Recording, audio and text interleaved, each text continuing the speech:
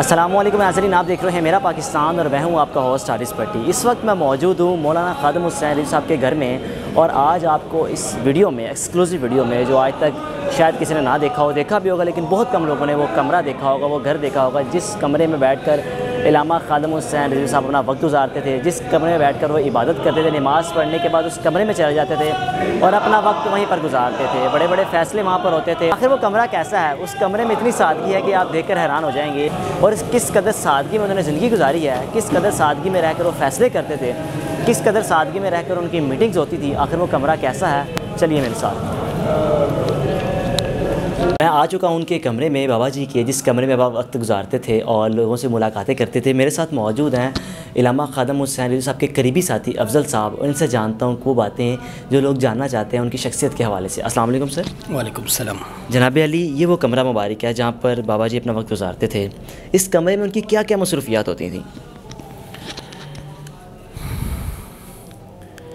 अमीरुल मुजाहिदीन खादिम हुसैन रिज़वी साहब जब घर पे तशरीफ़ फरमा होते थे और जब बाहर से बहुत ज़्यादा शक़ाए रसूल यहाँ पर उनसे मिलने के लिए आते थे तो यहाँ पर एक चरफ़ाई मुबारक तशरीफ़ फरमा होती थी। ठीक है। और उस्ताद साहब नमाज़ पढ़ने के बाद यहाँ आ जाते थे और फिर अपने खादिमीनों को पूछते थे कि कोई मेहमान वगैरह आया या नहीं आया। तो जब कोई मेहमान वगैरह आते तो उनको इधर बुला लेते, बुला के फिर पूछते खाना वगैरह खाया, चाय वगैरह पिए, जो भी हो उनकी वो खिदमत करते, फिर उनको तोहफे वगैरह देते। तो यहाँ चारपाई होती थी, यहाँ पर शक्कानी रसूल बैठते थे। यानी कि ये वो एक सादगी है यहाँ पर। और यहाँ पर उनकी किताबें मुबारक होती थी, लाइब्रेरी। वो सामने यहाँ कैमरे में देख रहे हैं, वो सामने लाइब्रेरी है। जी, यहाँ पर उनकी किताबें होती थी, ऊपर भी लाइब्रेरी उनकी है। और कई मरतबा ये दरवाज़ा जो था टूट चुका था, कई मरतबा ज़ालिमों ने। सिर्फ किताबों की बहुत बेहरमती हुई थी। जब उस्ताद साहब इधर बैठता था तो उसका दिल टुकड़े टुकड़े हो जाता था कि हुजूर मुबारक के नामूस के खातिर जब भी वो कोई ऐसा जुल्म देखता था उससे बर्दाश्त नहीं होता था। और फिर कहते मेरे हुजूर के ग़ुलाम तशरीफ़ लाए तो खुश होते थे। कमरे में कितना वक्त उनका गुजरा हुआ है?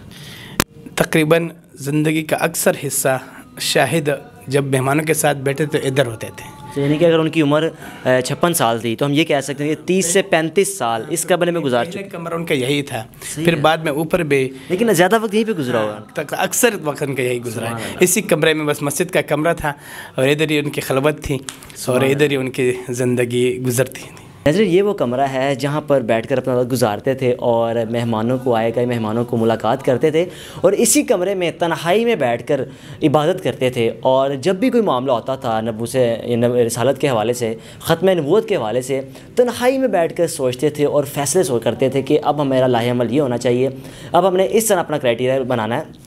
यहाँ पर उनकी चारपाई थी और बिल्कुल, मैं अगर आपको मेरा कैमरा दिखा सके, उस सामने उनकी लाइब्रेरी है। अब किताबें उठा ली हुई हैं जबकि उनकी वफ़ात हो गई। अब उन्होंने किताबें उनकी महफूज कर ली हुई हैं ताकि जो उनके हाथों की पढ़ी हुई किताबें हैं वो इधर उधर ना हो, महफूज हो सकें। ये वो कमरा है, ये वो सादगी है जहाँ पर इलामा खादिम हुसैन रिज़वी साहब ने अपनी ज़िंदगी का तकरीबन आधे से ज़्यादा अरसा इस कमरे में गुजारा है। अपने मेज़बान हारिस पट्टी को दीजिए इजाज़त। देखते रहिए मेरा पाकिस्तान। अल्लाह हाफ़िज़।